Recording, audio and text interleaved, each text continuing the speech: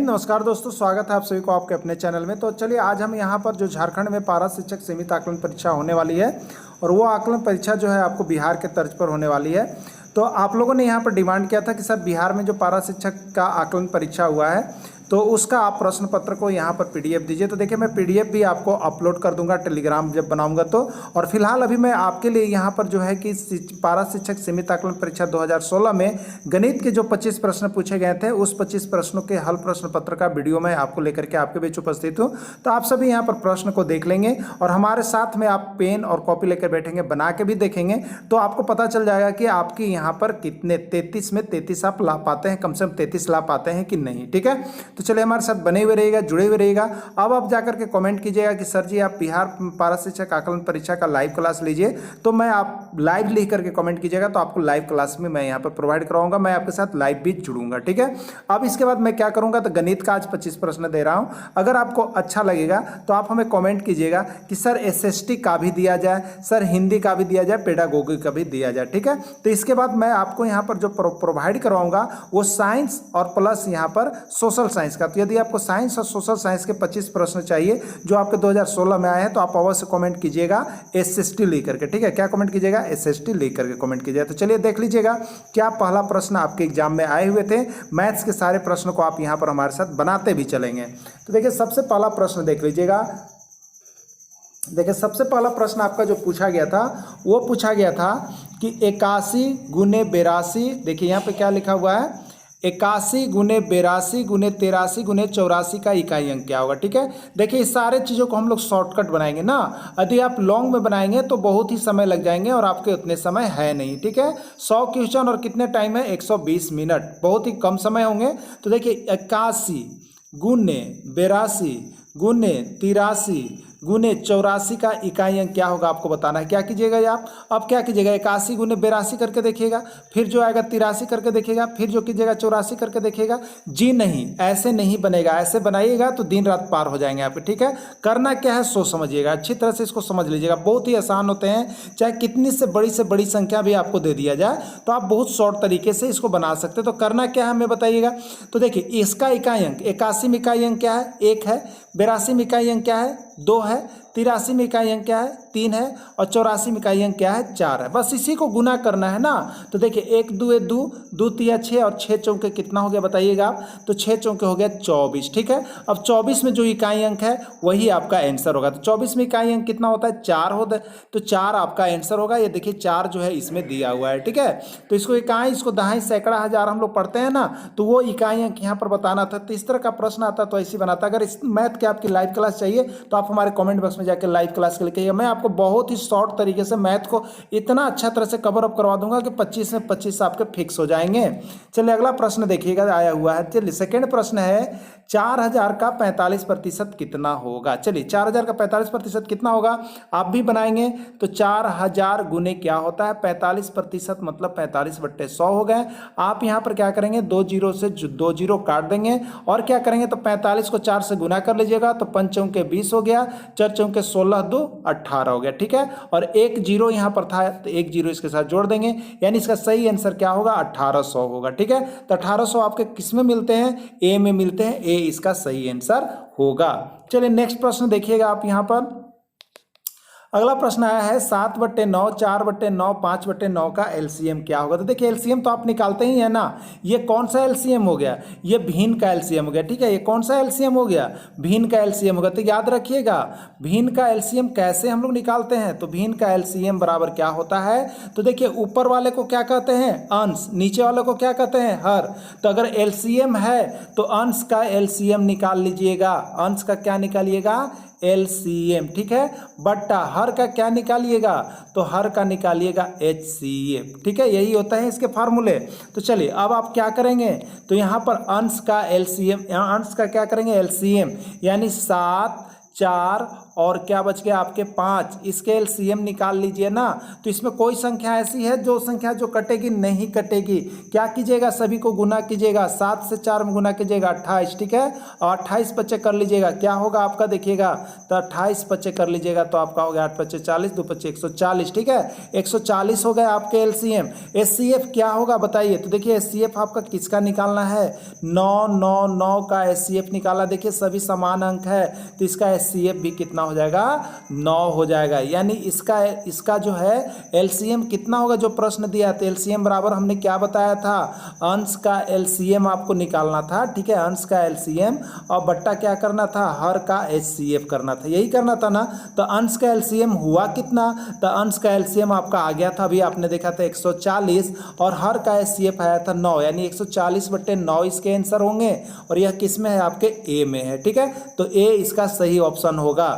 चलिए नेक्स्ट देखिएगा आप, यहाँ पर अगला प्रश्न है x/y बराबर 2/3, ठीक है, x/y बराबर 2/3, तो x माइनस वाई का मान बताना है। देखिए यही आपको दिया जा रहा है, x/y इक्वल टू 2/3, तो x माइनस वाई बराबर क्या होगा, कोई बात नहीं है। देखिए x/y को हम लिख सकते हैं x/y और 2/3, यानी x का मान 2 है और y का मान कितना है, 3 है, ठीक है, x का मान 2 है और y का मान क्या होगा आपका 3 होगा। ओके, तो अब चलिए इसके सामने सामने हम इसको चुनते हैं, तो x का मान 2 हो गया और y का मान कितना हो गया, 3 हो गया। क्या आपसे पूछा है, आपसे पूछा है कि x माइनस वाई क्या होगा। अब बताइए x आपके पास कितने हैं, 2 हैं, और माइनस वाई कितने हैं, 3 है। प्लस माइनस क्या होंगे आपके, घटेंगे। देखिए इसका प्लस इसका प्लस माइनस हमेशा घटेंगे, तो 3 में से 2 जाएगा 1। चिन्ह किसका होगा, तो जो अंक बड़ा होता है उसका चिन्ह क्या है, माइनस, तो इसलिए इसका यहाँ पर होगा माइनस, ठीक है, यानी -1 इसके आंसर होंगे। और -1 आपका किसमें दिया हुआ है, डी ऑप्शन में -1 दिया है, नहीं इसका सही आंसर जो होगा -1 होगा। तो देखिए हमारे साथ जुड़े हुए रहिएगा, बने हुए रहिएगा, सारे प्रश्नों को आप बनाते रहिएगा और बिहार आकलन परीक्षा का आप एक बार जो है यहाँ पर सारे प्रश्नों को अवश्य देख लीजिएगा, जिससे आपको पता चल जाएगा क्वेश्चन का लेवल, ठीक है। क्वेश्चन का लेवल जब पता चलता है ना, तो समझिए कि यहाँ पर बहुत ही आसानी होती है आपको बनाने में प्रश्न को और समझने में। देखिए 0.3434 ... का मान क्या होगा भिन्न में। देखिए ऐसे प्रश्न को किस तरह से बनाते हैं, रेकरिंग का प्रश्न है ये। तो देखिए 0.343434 है, ठीक है, तो 0. जो संख्या है बार बार यहाँ पर आ रही है, उसके लिए हम लोग क्या करते हैं, रेकरिंग बैठाते हैं, रेकरिंग, ठीक है। अब इसको कैसे भिन्न में लाएंगे, भिन्न में हमें बताना है। तो भिन्न में क्या हो जाता है, देखिए जितने ऊपर अंक के ऊपर रेकरिंग है, ठीक है, उस अंक को उतार लीजिएगा और बट्टा में जब रेकरिंग हटेगा ना, तो बट्टा में क्या कीजिएगा, जितने अंक के ऊपर रेकरिंग है उतना ही 9 नीचे उतारिएगा आप। तो कितने अंक के ऊपर रेकरिंग है, तो 1 और 1 2 अंक के ऊपर रेकरिंग है, तो 2 को 9 नीचे उतरेगा, यानी आंसर क्या होगा। तो आपने अभी आंसर देख लिया है, आंसर आपका क्या आया, 34/99 आया, यही आपके आंसर होंगे और यह आपका किस में है, ए में है, ठीक है। विस्तृत और डीपली पढ़ने के लिए आप हमारे लाइव क्लास को अवश्य ज्वाइन कीजिएगा, जिसमें आप आपको यहाँ पर सारे मैथ के यहाँ पर जो भी प्रश्न होंगे उसको मैं शॉर्ट वाइज, ट्रिकली और डीपली दोनों ही बताऊंगा, ठीक है। तो चलिए बने हुए रहिएगा और कमेंट जरूर कीजिएगा कि आपको क्लास करना है या नहीं करना है। चलिए अगला देखिएगा, अगला प्रश्न आपका आया हुआ है यहाँ पे। अगला है कि यहाँ पे देखेंगे आप 3+, ठीक है, क्या है आपका 3+, 1 मिनट देख लेता हूँ थोड़ा छोटा करके। 3+ क्या है आपका, देखिएगा यहाँ पे 3+ और यहाँ पर देखेंगे ब्रैकेट में है 3/3, ठीक है, 3/3 +2 ये बंद है, इसका मान क्या होगा। देखिए ये बोर्ड मास, जिसको आप लोग बदमाश का नियम कभी पढ़े होंगे, बदमाश का नियम या बोर्ड मास का नियम आप लोग पढ़े होंगे। तो सबसे पहले किसको हल करते हैं, ब्रैकेट्स को हल करते हैं हम लोग। बोर्ड मास में बी से ब्रैकेट्स होता है और ब्रैकेट्स के बाद जो होता है, ब्रैकेट्स में भी किसको, तो सबसे पहले छोटा ब्रैकेट्स को हल करेंगे, फिर मंझला को हल करते हैं हम लोग, ठीक है। तो देखिए यहाँ पे जब आप सोल्व करेंगे तो सबसे पहले छोटे ब्रैकेट से इसको आप हल करेंगे, तो 3 में 3 से भागा लगाएंगे 1 और प्लस कितना हो जाएगा 2, ठीक है। तो ये क्या हो गया यहाँ पे 3+, इसको जब आप हल करेंगे तो 1 + 2 कितना हो गया, 3 हो गया। और जैसे ही हल हो जाता है कोर्स समाप्त होता है, यानी ये छोटा कोर्स समाप्त हो गया, तो 3 + 3 हो गया यहाँ पे, ठीक है। अब 3 + 3 को सॉल्व कीजिएगा तो कितने होंगे, 6 होंगे और यही आपके क्या होगा, आंसर होगा। ओके, तो चलिए इसका आंसर क्या होगा, 6 होगा। तो इन सारे प्रश्नों के लिए हमारे साथ बने हुए रहिएगा आप लोग। ओके, चलिए अगला देखिएगा, एक त्रिभुज की भुजाएं, अगला प्रश्न है, एक त्रिभुज की भुजाएं 3 सेंटीमीटर, 4 सेंटीमीटर और 5 सेंटीमीटर है, तो उस त्रिभुज त्रिभुज का परिमाप ज्ञात कीजिए। वेरी गुड, उस त्रिभुज का क्या करना है, परिमाप ज्ञात करना है। तो चलिए सबसे पहले आप एक त्रिभुज बना लीजिए, ठीक है। इस त्रिभुज की भुजाएं कितनी है, मान लीजिए एक भुजा जो है ये 3 सेंटीमीटर है, एक भुजा जो है ये 4 सेंटीमीटर है, और एक भुजा ये जो है वो 5 सेंटीमीटर है, ठीक है ना। अब उस त्रिभुज का क्या निकालना है आपको, परिमाप, ठीक है। परिमाप मतलब क्या होता है, सभी भुजाओं का योग। चाहे आप इस तरह का फिगर बना लीजिए, 10 को भी भुजा हो और उसका परिमाप बोल रहा है, तो सभी भुजाओं को आप क्या कीजिएगा, जोड़ दीजिएगा। तो जोड़ लीजिए ना, 3 और 4 को जोड़िएगा तो 7, 7 और 5 को जोड़िएगा तो 12, यही हुआ ना। तो परिमाप मतलब क्या होता है, सभी भुजाओं का योग, यानी 3 सेंटीमीटर प्लस 4 सेंटीमीटर और प्लस हो जाएगा 5 सेंटीमीटर। जोड़ने पर कितने होंगे, 12 सेंटीमीटर, यही आपके होंगे आंसर। तो देखिए यहाँ पर 12 सेंटीमीटर आया हुआ है और इसका सही आंसर सी होगा। चलिए अगला देखिएगा आप, यहाँ पर एक वर्ग की भुजा 4 सेंटीमीटर है, एक वर्ग की भुजा 4 सेंटीमीटर है, उस वर्ग का परिमाप ज्ञात कीजिए। चलिए बहुत ही इजी प्रश्न है। देखिए एक वर्ग, वर्ग जिसकी सभी भुजाएं आपस में क्या होती है, बराबर होती है। इसकी भुजा कितनी है, 4 सेंटीमीटर, तो ये भी 4 है, ये भी 4 है, यानी ऑल साइड्स होगा 4 सेंटीमीटर, ठीक है। तो एक वर्ग की भुजा 4 सेंटीमीटर, उस वर्ग का परिमाप क्या होगा। अब देखिए परिमाप का आपको फॉर्मूला नहीं याद है, कोई बात नहीं है। तो परिमाप मतलब हमने क्या बताया था, सभी भुजाओं का योग होता है। तो 4 4 8 4 12 और 4 16, 16 सेंटीमीटर आप लिख सकते हैं। या नहीं तो आप जानना चाहते हैं तो वर्ग का परिमाप बराबर होता कितना है, आप लोग जरूर फॉर्मूला को याद कीजिए। वर्ग का परिमाप बराबर होता है 4 गुने भुजा, ठीक है, या इसी को लिखते हैं 4a। तो 4 गुने भुजा, भुजा कितना दिया है, देखिए 4 दिया, तो 4 गुने 4 यानी 16 सेंटीमीटर। तो आप वैसे बनाइए या फिगर पर बनाइए, दोनों सेम होगा, लेकिन आप फॉर्मूला को जरूर बेसिक चीज को याद कर लीजिएगा आप लोग, सही। चलिए अगला प्रश्न देख लीजिएगा। दो संख्याओं का योग 8 और उनका गुणनफल 12 है, तो वह संख्या कौन सी है। यहाँ देखिए ऑप्शन दिया हुआ है ना, तो आपको ऑप्शन से ही पकड़ना है। यहाँ पर इतना छोटा छोटा चीज को नहीं करना है। देखिए दो संख्याओं का योग 8 होना चाहिए और उनका गुणनफल 12 होना चाहिए, तो वह संख्या कौन सी है। आइए पहला को चेक करते हैं, ए को। तो ए को जब आप चेक करेंगे तो बताइए हमें, आप 2 और 8 को जोड़िएगा तो कितना हो जाएगा, 10। आपको योग कितना लाना है, 8, इसलिए ये तो नहीं हुआ। अब 3 और 4 को पहले जोड़िएगा तो कितना होगा, 7। आपको योग कितना लाना है, 8, ये भी गलत हो गया। अब 5 और 6 को जोड़िएगा तो कितना होगा बताइए, 11, और योग कितना आना है, 8 आना है, तो ये भी गलत हो गया। अब 6 और 2 को जोड़िएगा तो कितना हो गया, 8, योग 8 आ गया ना। तो यहाँ एक चीज सही हो गया कि योग 8 आ गया, लेकिन इसका गुणनफल 12 होना चाहिए, तभी आंसर होगा। अब 6 और 2 को गुणनफल यानी गुना कर दिए, तो 6 दूनी 12, यानी दोनों शर्त वाला डी वाला ऑप्शन पूरा कर रहा है। जोड़ने पर 8 आ रहा है और गुना करने पर 12 आ रहा है, इसलिए आंसर सही कौन होगा, डी होगा। देखिए ऐसे प्रश्न को यहाँ पर हम लोग किससे पकड़ेंगे, तो ऑप्शन से पकड़ेंगे कि क्या होगा, ठीक है। चलिए आप लोग भी बना रहे होंगे हमारे साथ, बहुत ही अच्छी बात है। चलिए अगला देखिएगा कि 675 को ए और बी में 5:4 में बांटा गया है, तो ए का मान कितना है। मतलब 675 रुपया है या 675 कोई राशि है, उसको 5:4 में बांटा गया, तो ए और बी में 5:4, यानी ए का मान कितना है, 4 है, 5 है, और बी का मान कितना है, देखिए 4 है, ठीक है। तो ए का मान क्या होगा, इसका फॉर्मूला याद रखिएगा। जब भी कोई राशि को 2 भाग में, 3 भाग में, 4 भाग में बांटा जाएगा, तो ए का मान बराबर देखिए होता है, क्या होता है, ए का अगर पूछेगा तो ए का अनुपात ऊपर होगा ना, ए का अनुपात हो जाएगा, ठीक है। अब बटे टोटल हो जाएगा, टोटल अनुपात का योग, और इनटू क्या हो जाता है, राशि होता है, ठीक है, राशि ना। बात समझ गया। तो ए का अनुपात यहाँ कितना है हमें बताइए, ए का कितना है, 5 है ना, तो 5 हो गया, बटे टोटल योग यानी 5 और 4 9, 9 हो गया ना, तो 9 कर लिए, और 675 है ना, तो कुल राशि तो 675 कर लीजिएगा, ठीक है। 9 से देखिए तो कटेगा, 9 छक 54, 9 सते 63, ठीक है, 9 सते 63 हो गया ना। अब देखिए कितना बच्चा, 4 और 5 उतारिए 45, तो 9 पचे 45 हो गया, यानी क्या हुआ आपके साथ 75 गुने 5 हो गया ना। 50 कितना हो गया, 25, 7 पचे 35 और 2 37, यानी 375 रुपया जो है ए को मिलेगा। 675 में ए को कितना मिलेगा, 375 रुपया। कॉमन ऑप्शन है तो सी ऑप्शन बिल्कुल सही है आपका, तो सी आपका 375 हो जाएगा। चलिए ठीक है, चलिए नेक्स्ट क्वेश्चन आप देखिएगा। एक त्रिभुज के तीनों कोनों का अनुपात, एक त्रिभुज के तीनों कोनों का अनुपात 3:4:5 है, तो सबसे बड़े कोण का मान क्या होगा। यहाँ छूट गया, सबसे बड़े कोण का मान क्या होगा। देखिए एक त्रिभुज है, ठीक है, एक त्रिभुज मान लिया हम, कोई त्रिभुज है यहाँ पे, इसके कोण का अनुपात है 3, 4 और 5। अंदर में कोण बनता है ना 5 है। तो बोला है सबसे बड़े कोण का मान क्या होगा। तो देखिए आप त्रिभुज का प्रॉपर्टी जानते हैं ना, त्रिभुज के तीनों कोणों का योगफल कितना होता है, 180 डिग्री होता है। तो देखिए हमको नहीं पता है कि ये कितना डिग्री है, तो x मान लेंगे, ठीक है, अनुपात में तो x मान लेंगे। तो पहला कोण मान लिए 3x, दूसरा कोण मान लिए 4x और तीसरा कोण मान लिए 5x, मान लिए ना। तो ये हो गया 3x 4x और 5x। तो सबसे बड़े कोण का मान, तो आप त्रिभुज का गुण जानते हैं, क्या जानते हैं हम बताइए। तो त्रिभुज का तीनों कोणों का योगफल कितना होता है बताइए, तीनों कोणों का योगफल कितना होता है। तो 180 डिग्री होता है ना। अब देखिए यहाँ पर तो 3 4 7 और 5 12 और x ग्रुप का एक ही ग्रुप का इसलिए जुटेगा। तो 12x बराबर कितना हो गया हमें बताइए 180 डिग्री। अब x बराबर कितना हो गया बताइए। तो 180 में 12 से कीजिएगा तो कितना बार में कटेगा आपका, तब 15 बार में कट जाएगा, ठीक है, कटेगा ना। अब देखिए 15 बार में कट गया तो x का मान 15 आ गया, 15 आ गया ना। तो पूछा है सबसे बड़ा इसमें कौन है, तो सबसे बड़ा 5 है, यानी सबसे बड़ा 5x हो गया।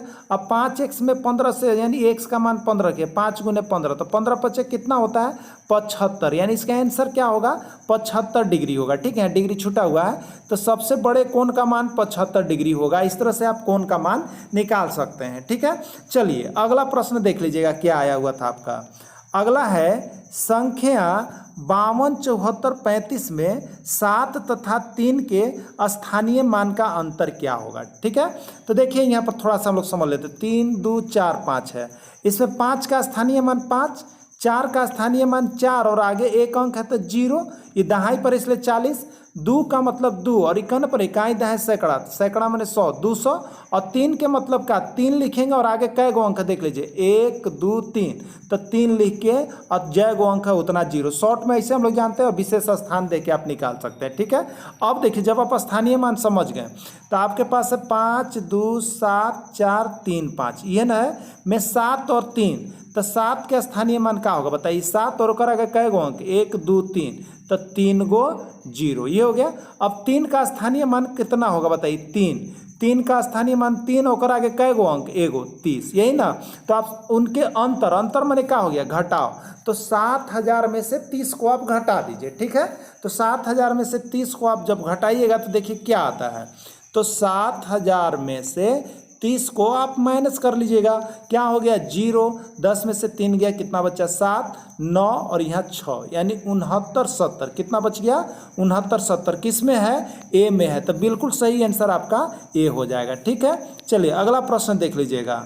अगला प्रश्न भी बहुत ही ईजी इसी तरह से आता है, समझ गए आप, बेसिक चीज़ को आप लोग भी पढ़ लीजिएगा। देखिए √144, ठीक है। तो 144 का वर्गमूल आपको आना चाहिए। देखिए आपको यहाँ पर अगर आकलन परीक्षा पास करना है तो कम से कम जो है यहाँ पर देखिए आपको, तो मैं ऐसा यहाँ पर 1 से 1000 तक का वर्गमूल निकालने का ट्रिक बता दूंगा कि आप पलक झपकते निकाल सकते हैं, ठीक है। लेकिन जब क्लास स्टार्ट हो जाएगी तब ना, लेकिन फिर भी आप 30 तक का वर्ग जरूर याद रख लीजिएगा, ठीक है। तो 144 का वर्गमूल कितना होता है, तो आपको याद है कि 12 का स्क्वायर करते हैं तो 144, ठीक है। यानी 144 का अगर स्क्वायर हटता है तो यहाँ 12 रहेगा और स्क्वायर हटेगा तो इधर क्या बैठेगा रूट बैठता है, यानी 144 का वर्गमूल 12 हो गया, ओके। तो 144 के लिए आप क्या लिखेंगे हमें बताइए। तो 144 का हो गया 12, 400 का कितना हो गया वर्गमूल तो 20 और 6400 का कितना हो गया वर्गमूल 80 हो गया ना। 80 और 20 कितना हो गया, चलिए यहाँ पर गुना है, ठीक है, इसको गुना कर लेंगे हम लोग, गुना है सॉरी गुना है, गुना कर लीजिएगा, ठीक है। अब देखिए तो यहाँ पर कितना होगा हमें बताइए। तो देखिए यहाँ पर कर लीजिए 12 दूनी 24, 12 दूनी कितना होता है 24 होता है और 24 अट्ठे कर लीजिएगा, ठीक है। तो 24 अट्ठे कितना हो जाएगा आपको, तो 192 हो जाएगा ना। और कै गो जीरो, तो 2 गो जीरो, 2 गो जीरो, तो 192 पर 2 गो जीरो पहला हो गया ना। तो पहला आंसर इसका बिल्कुल सही होगा, ओके। चलिए अगला देखिएगा। एक घड़ी जो है 500 रुपये में खरीदा गया को क्या कहते हैं आप लोग जानते होंगे। क्रय मूल्य कितना हो गया बताइए 500 रुपया, ठीक है। और 600 रुपये में बेच दिया गया मतलब विक्रय मूल्य, तो विक्रय मूल्य कितना हो गया बताइए 600 रुपया, ठीक है। आप खरीद रहे हैं 500 में और बेच रहे हैं 600 में, तो क्या हो गया बताइए लाभ हो गया ना। तो लाभ कितना हो गया, तो लाभ बड़का में से छोटका घटा दीजिए, तो 600 में से 500 तो हो गया 100 रुपया लाभ, ठीक है। अब बताना क्या है आपको लाभ प्रतिशत क्या होगा, तो फॉर्मूला याद रखिएगा क्या होता है लाभ प्रतिशत बराबर क्या होता है, याद रखिएगा, लाभ प्रतिशत बराबर लाभ बटा क्रय मूल्य ना, लाभ बटा क्रय मूल्य इंटू का होता है 100 होता है ना। तब देखिए लाभ आपको कितना आया है, 100 रुपया आया है ना, और लाभ बटा क्रय मूल्य, तो क्रय मूल्य कितना है 500 है ना, तो 500 और इंटू का होता है 100 होता है ना। तो 100 से ही 500 कितना बार में, 5 बार में कटा ना, और 5 से ही 100 कितना बार में, 20 बार में कटा ना, यानी आंसर आपका क्या हो गया 20%। 20% किस में है, सी में है। तो चलिए सी आंसर इसका बिल्कुल सही आंसर। अगर आप लोगों ने सी किया तो चलिए बहुत ही अच्छी बात है। अगला देखिएगा, एक वर्ग का क्षेत्रफल 324 वर्ग सेंटीमीटर है, उसकी भुजा का मान बता दीजिए। ठीक है, उसकी भुजा का मान बताइए, उसकी भुजा का मान ज्ञात करें, आपसे पूछा है। ठीक, देखिए यहाँ पर होता क्या है फॉर्मूला, तो वर्ग का क्षेत्रफल बराबर क्या होता है बताइए, भुजा का स्क्वायर होता है ना, भुजा का स्क्वायर। ठीक है, अब देखिए वर्ग का क्षेत्रफल आपको दिया हुआ है ना, वर्ग का क्षेत्रफल के यहाँ सूत्र लिख लीजिए, भुजा स्क्वायर, और वर्ग के क्षेत्रफल कितना दिया हुआ है 324, लिख लिए ना। अब देखिए ए बराबर क्या होगा, तो ए बराबर जब रूट हटाते हैं तो बाएं से दाएं जब जाता है तो जो अंक रहता है उस पर रूट बैठता है, तो 324 हो गया, अंडर रूट 324 हो गया। ठीक है, तो ए बराबर आपका कितना आ गया, ए बराबर आ गया अंडर रूट 324।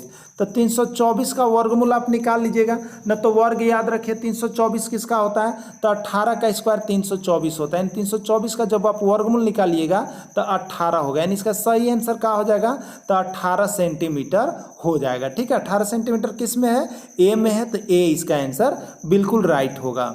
चलिए अगला देखिएगा, यहाँ पर प्रथम 3 क्रमागत संख्या का औसत 51 है, तो छोटी संख्या क्या है। ठीक है, देखिए प्रथम 3 क्रमागत संख्या, प्रथम 3 क्रम से मतलब अगर 1 लिखे हैं तो फिर 2 और 3 होगा, अगर 4 लिखे हैं तो 5 6 होगा। ठीक है, आप लोग औसत निकालने जानते होंगे ना। देखिए औसत माने क्या होता है, जैसे अगर हमने लिखा है यहाँ पे 20 25 30, ठीक है, तो इसमें औसत जो होता है वो कौन होता है, बीच वाला। अगर किसी का औसत निकाला हुआ है बीच वाला निकाला हुआ है। ठीक है, तो बीच वाला औसत होता है हमेशा, बीच वाला औसत। तो देखिए यहाँ प्रकार प्रथम 3 क्रमागत संख्या का औसत 51 है। ठीक है, यानी कहने का मतलब प्रथम 3 क्रमागत संख्या का औसत 51 है।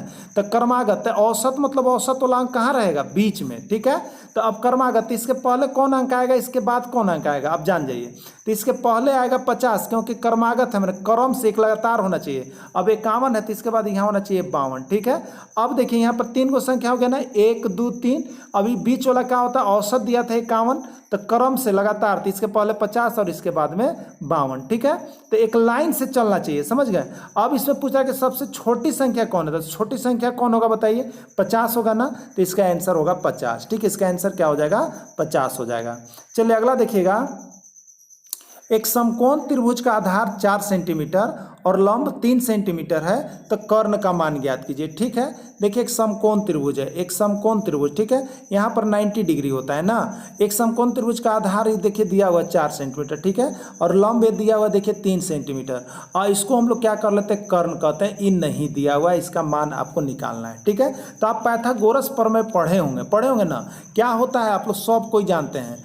कर्ण जब निकालना होता है, कर्ण बराबर क्या होता है, अंडर रूट लंब का स्क्वायर और प्लस का होता है आधार का स्क्वायर होता है ना। अब देखिए लंब कितना है आपका, 4 है ना, तो 4 का स्क्वायर, आधार कितना है 3 है ना, 3 का स्क्वायर हो गया। ठीक है, अब देखिए 4 का स्क्वायर होता कितना है हमें बताइएगा, तो 4 का स्क्वायर होता है यहाँ पे 16 और 3 का स्क्वायर होता है 9, यानी अंडर रूट कितना हो गया, 16 और 9 को जोड़िएगा तो 25 हो गया, और 25 का वर्गमूल कितना होता है, 5 होता है, तो यही 5 सेंटीमीटर जो है इसका आंसर हो जाएगा। यानी कर्ण कितना हो जाएगा, तो 5 सेंटीमीटर हो जाएगा यही। ठीक है, तो इसका आंसर कौन हो गया, फर्स्ट हो जाएगा। ठीक है, चलिए अगला देखिए, मैथ की क्लास करना होगा ना, तो आप हमारे जब आप ट्यूशन बना रहे तो जरूर यहाँ पर जो है एक बार कमेंट कीजिएगा सर मैथ का क्लास लीजिए आप। ठीक है, तो मैथ की क्लास आपकी चलने लगेगी।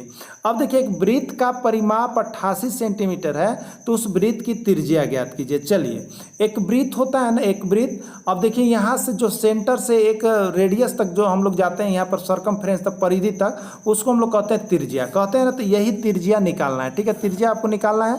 और क्या देगा, वृत्त का परिमाप। देखिए इस चारों तरफ से जो भाग घेरा हुआ है ना, यही परिमाप है या एकरे परिधि। तो देखिए कभी कभी भुलाने के लिए आपको परिधि ना कह के परिमाप कह देगा, तो बहुत लोग भुला जाते हैं कि परिमाप आ गया, पते नहीं है। तो पता है लेकिन परिधि को ही परिमाप कहा जाता है, ठीक है। तो चलिए, वृत्त का परिधि का आप सूत्र या परिमाप का एक ही सूत्र हो गया ना। कोई कहेगा वृत्त की परिधि या कोई कहेगा वृत्त का परिमाप, तो अलग अलग नहीं है, सबका एक ही सूत्र है 2πr, ठीक है। वृत्त की परिधि या परिमाप बराबर होता है 2πr, ठीक है। तो अब चलिए यहाँ पे हम बनाएंगे ना, वृत्त का परिधि कितना दिया हुआ है, देखिए वृत्त का परिमाप दिया हुआ है आपका, परिमाप दिया हुआ है आपका कितना, 88 दिया हुआ ना। वृत्त का परिधि या परिमाप कितना होता है, अब इसका सूत्र लिख लीजिएगा, 2πr बराबर हो गया 88, हो गया ना। अब इसको सोल्व कीजिएगा आप, तो देखिए 2π का मान हो गया 22/7 और इंटू r और बराबर में हो गया 88, ठीक है। अब देखिए आप ऊपर ऊपर काट सकते हैं, ऊपर ऊपर काट सकते हैं, समझ गए। अगर काटने आता है तो ऊपर ऊपर आप काट सकते हैं, नहीं तो तिरछा तिरछी गुना कर लीजिएगा। तो अगर तिरछा तिरछी गुना कीजिएगा तो क्या होगा, 2 × 22 × r बराबर हो जाएगा 88 × 7, ठीक है। तो 2 × 22 × r बराबर हो जाएगा बराबर 88 और गुने में हो जाएगा 7, ठीक है, 7 हो गया ना। अब देखिए ऊपर ऊपर कटता है ना, तो 22 चौके कितना हो जाएगा बताइए हमें, 88 और 2 दूनी कितना हो जाएगा 4, यानी r बराबर कितना बच गया, तो 2 × 7। अब r बराबर कितना हो जाएगा, 14 सेंटीमीटर, यही आपका हो जाएगा आंसर। यह किस में ऑप्शन है, सी में, यानी सी ऑप्शन इसका बिल्कुल राइट होगा। चलिए अगले प्रश्न की ओर चलते हैं। अगला प्रश्न देखिएगा, यहाँ पे है एक गोला, ठीक है, एक गोला जिसकी त्रिज्या 21 सेंटीमीटर है, तो गोला का आयतन ज्ञात करें, ठीक है। एक गोला जिसकी त्रिज्या 21 सेंटीमीटर है, तो गोला का आयतन ज्ञात करें, ठीक है। देखिए आपको हम बता देते हैं ना, इसको आप लोग कैलकुलेट कर लीजिएगा। एक गोला, ये गोला होता है ना, गोला हो गया, ठीक है। एक गोला जिसका यहाँ पे देखेंगे तो इस तरह से गोले बनते हैं, गोला जिसकी त्रिज्या 21 सेंटीमीटर है 21 सेंटीमीटर है, तो गोला का आयतन ज्ञात करना है, ठीक है। गोला का आयतन होता क्या है, आप लोग याद रख लीजिएगा। गोला का आयतन, ठीक है, वॉल्यूम ऑफ स्फीयर, गोला का आयतन 4/3πr³ होता है, ठीक है, 4/3πr³ होता है। अब आप यहाँ पर देखिएगा 4/3, ठीक है, पाई का मान हो गया 22/7 इंटू क्यू, r⁻, तो r का मान 21 है ना, तो 21 कितने बार लिखा जाएगा, 3 बार आप लिख सकते हैं, ठीक है। कितने बार लिख सकते हैं, 3 बार हमने लिख दिया 21, ओके। अब देखिएगा 3 सते 21, 7 एकम 7 कट गया ना, यानी बचा कितना आपको, तो आपके पास बच गया, आप गुना करने के लिए 4 × 22 × 21 × 21, ठीक है। इसको आप गुना कर लीजिएगा ना, तो देखिए गुना कीजिएगा तो क्या आएगा, 22 चौक कितना हो गया, 88 होता है, ठीक है। यानी आ गया आपका 88 और 400 कितना हो गया, 21 का स्क्वायर करेंगे तो आपका 21 × 21 441 आएगा, ठीक है। इसको आप गुना करके देख लीजिएगा, आपका जो आंसर आएगा वो आपका राइट हो जाएगा, ओके। तो आप गुना जरूर कर लीजिएगा और देख लीजिएगा। चलिए अगला यहाँ पे देखिएगा, अगला क्वेश्चन है, प्रथम 25 प्राकृत संख्या का औसत ज्ञात करें, ठीक है। प्रथम 25 प्राकृत संख्या का औसत ज्ञात कीजिए। देखिए औसत कैसे निकालते हैं, ठीक है। तो प्रथम 25 प्राकृत संख्या, यानी आप क्या करोगे बोलो, तो 1 + 2 + 3 + 4 + डॉट डॉट डॉट कहाँ तक जाएंगे बताइए हमें, 25 तक जाएंगे, और बट्टा में क्या करेंगे, कुल संख्या यानी 25 करेंगे ना। बहुत ही लेंदी हो गया, बहुत समय लग जाएगा। क्या करेंगे, क्या देखिए आप याद रखिएगा, देखिए प्रथम 25, ये 1 2 3 है ना, ये सभी लगातार हैं, इनमें अंतर कितना का आ रहा है, इनमें अंतर कितना का है, 1 का है। आप याद रखिएगा फॉर्मूला, यदि किसी संख्या का आप यहाँ पर निकाल रहे हैं औसत और उनका अंतर बराबर का हो, एक ही का नहीं, जैसे अगर हम 2 4 6 निकाल रहे हैं, इसका अंतर कितना का चल रहा है, 2 का, सेम अंतर चल रहा है ना। अगर सेम अंतर चलता है तो उस कंडीशन में औसत हम कैसे निकालते हैं, तो उस कंडीशन में औसत आपको क्या निकालना है, तो प्रथम 25 प्राकृत संख्या, तो 1 से शुरू होता है, 2 से शुरू होता है और लास्ट कितना तक कर रहा है, 25 तक का औसत निकालने के लिए कर रहा है, यही कर रहा है ना। तो इस कंडीशन में जब अंतर सेम होगा तो आप क्या करेंगे, पहली संख्या लेंगे और अंतिम संख्या लेंगे, ठीक है। पहली संख्या और अंतिम संख्या को लेकर के जोड़ देंगे, और ये कै गो डिजिट हो गया, 2 को, तो 2 से भाग दे देंगे, बस इसी में आपका आंसर आ जाएगा ना। कभी भी याद रख लेते, 1 + 25 और बट्टा में हो गया 2, तो 1 + 25 हुआ 26, 26/2 यानी हो जाएगा 13, ठीक है। यानी इसका सही आंसर क्या आ जाएगा, आपका 13 आ जाएगा। Very good. तो इस तरह से आप जरूर हमारे लिए ज्वाइन कीजिएगा ट्रिकी पढ़ने के लिए। यहाँ पे सारे क्लास क्लास को करने के लिए। तो आपको जब भी जरूरी लगे तो आप हमारे कमेंट बॉक्स में जाए कमेंट कीजिए कि सर हमें क्लास चाहिए, तो मैं आपके लिए लाइव क्लास लेकर के बोर्ड पर आऊँगा, ठीक है। और नहीं तो PDF क्लास आपकी चलती रहेगी। किसी संख्या का 50% 250 है तो वह संख्या क्या है आपको बताना, ठीक है। हमें संख्या मालूम नहीं है, तो किसी संख्या का 50%, तो मान लो वो x है ना, x का 50% कितना कह रहा है आपको कि 250 के बराबर है। कोई बात नहीं है, x गुने 50% मतलब 50/100 हो गया ना, और बराबर कितने हो गए 250 हो गए, 50 दूनी 100 हो गए ना, तो क्या बचा आपके पास x/2 बराबर 250, ठीक है। x/2 बराबर हो गया 250। अब ये क्या होंगे, तिरछा तिरछी गुना हो जाएंगे, तो x में 1 से गुना कीजिएगा तो x, और 250 में 2 से तो 25 दूनी की 50, और एगो 0 है 500, यानी इसका आंसर क्या होगा 500। वह संख्या जो है 500 है, यही इसके आंसर हो जाएंगे। चलिए अगला प्रश्न देखिएगा। दो संख्याएं 25 और 21 का HCF 1 है तो LCM ज्ञात करें। चलिए बहुत इंपॉर्टेंट क्वेश्चन अब बहुत बार आया हुआ, ठीक है, और आपके एग्जाम में भी आने वाला है, ये आप कंफर्म हो जाइए, ठीक है, एकदम कंफर्म हो जाइए। जब भी आकलन परीक्षा होगी तो यह क्वेश्चन छपा हुआ रहेगा ना। तो देखिए ऐसे क्या करेंगे हम लोग, ऐसे क्या करेंगे, तो इसका एक फार्मूला होता है, पहली संख्या गुने दूसरी संख्या बराबर होता क्या है HCF गुने LCM, यानी दो संख्याओं का गुणनफल बराबर क्या होता है HCF इंटू LCM होता है, ठीक है। दो संख्याओं का गुणनफल बराबर होता है HCF गुने LCM। बात समझ गए होंगे आप। अब देखिए HCF गुने LCM जब होता है तो आपको उसी तरह से यहाँ पे काम करने हैं ना। तो चलिए अब देखते हैं, यहाँ पे दो संख्याएं आपको दी हुई है 25 और 21 दिया हुआ है ना, तो देख लीजिए यहाँ पर। तो दो संख्याएं 25 गुने 21 बराबर HCF कितना है 1 और गुने LCM, यही होता है ना। अब बताइए क्या आप करेंगे, तो यहाँ पर 1 गुने LCM तो LCM रह गया, यानी 25 और 21 को आप गुना कर लेंगे, ठीक है। 25 गुने 21 आप कर लेंगे, जो आएगा आपका वही आंसर हो जाएगा। तो 1 से कीजिएगा तो 25 हो गया, और 2 से कीजिएगा तो 50 हो गया ना। यानी कितना आंसर आ रहा है 525 आ रहा है। 525 किस में है, B में है, तो यही आपके आंसर हो जाएंगे 525। चलिए अगला देखिएगा आप यहाँ पे, किसी संख्या का 1/4 1600 है तो वह संख्या कितनी है पूछा गया है। बहुत ही बेहतरीन प्रश्न है, ठीक है। चलिए किसी संख्या का 1/4 1600 है, किसी संख्या का 1/4 कितना है आपका 1600 है, ठीक है। किसी संख्या का 1/4, किसी संख्या मान लो x है ना, 1/4 मतलब 1/4 बराबर क्या हो गया 1600 है, तो वह संख्या कौन सी है आपको बताना है। अब देखिए यहाँ पर x गुने 1 करेंगे ना तो x हो जाएगा, और बाई में 4, और बराबर कितना हो जाएगा 1600 होगा ना। और 1600 के नीचे 1 हम लिख सकते हैं ना, तिरछा तिरछी आप गुना कीजिएगा तो क्या होगा, x में 1 से गुना होगा, क्या होगा x में 1 से गुना होगा x होगा, और 1600 में 4 से गुना होगा, तो 1600 में 4 से गुना होगा तो आपका हो जाएगा 6400, यानी इसका आंसर क्या हो जाएगा, वह संख्या कितनी है, तो वह संख्या 6400 है, यही आपका आंसर हो जाएगा। चलिए अगला देखिएगा यहाँ पे, सोहन अपनी आय का 20% बचाता है। चलिए प्रश्न आया हुआ है, सोहन अपनी आय का 20% बचाता है, यदि उसकी बचत 1600 रुपये है तो उसकी मासिक आय कितनी है, ठीक है। देखिए हमें पता नहीं है उसकी मासिक आय कितनी है, तो मैं x मान लूँगा, ठीक है। तो x का वह कितना बचाता है 20% बचाता है, तो देखिए प्रतिशत में यही होता है, अगर इधर बचत प्रतिशत है तो इधर क्या होनी चाहिए, बचत राशि होनी चाहिए, ठीक है। तो दोनों आपस में क्या होते हैं, बराबर हो जाते हैं ना। अब देखिएगा यहाँ पर क्या हो गया, x गुने 20/100, x का 20%, देखिए बचत की प्रतिशत और बचत की राशि दिया हुआ, तो यहाँ पर लिख लीजिएगा 1600, ओके। अब x का 20% यानी क्या हो गया, आप जान रहे होंगे, x का 20% बराबर क्या हो जाएगा, तो x गुने 20/100 बराबर कितना हो गया 1600 हो गया ना। 20 से कम 20, 20 25 100 हो गया, कट गया ना, यानी आपके पास बचा कितना, आपके पास बच गया x/5, और बराबर कितना हो गया 1600 हो गया ना। अब तिरछा तिरछी आप गुना करेंगे, x में 1 से 1600 में 5 से, ठीक है। तो x बराबर कितना हो जाएगा 1600 गुने 5 हो जाएगा ना।